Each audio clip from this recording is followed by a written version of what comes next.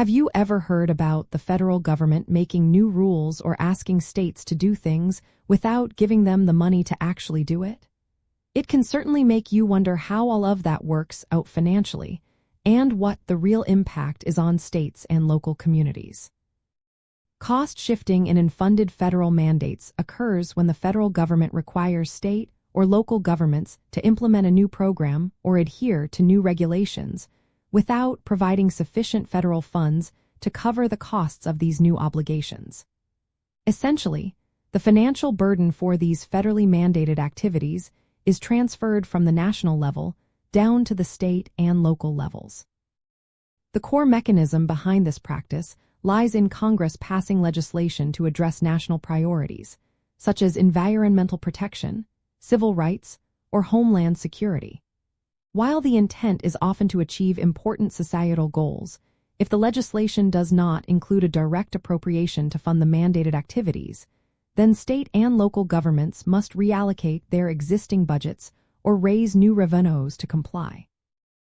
This happens because the 10th Amendment to the Constitution reserves powers not delegated to the federal government to the states, but the Supremacy Clause often compels states to comply with valid federal law, even if unfunded.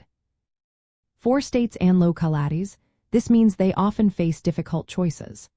They might need to cut funding from other vital state services, increase local taxes, or go into debt to meet these federal requirements.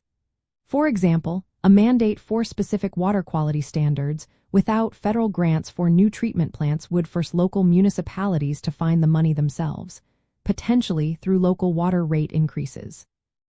A key piece of legislation designed to address this issue is the Unfunded Mandates Reform Act, or UMRA, passed in 1995.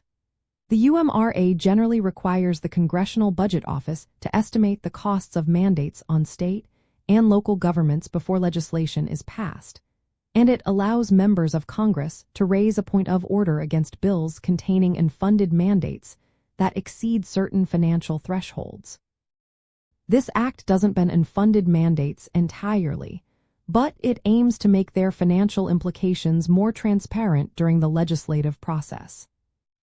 Ultimately, understanding cost shifting helps us see how federal policy choices can have direct and significant financial implications for state and local budgets, influencing everything from local infrastructure projects to public safety programs.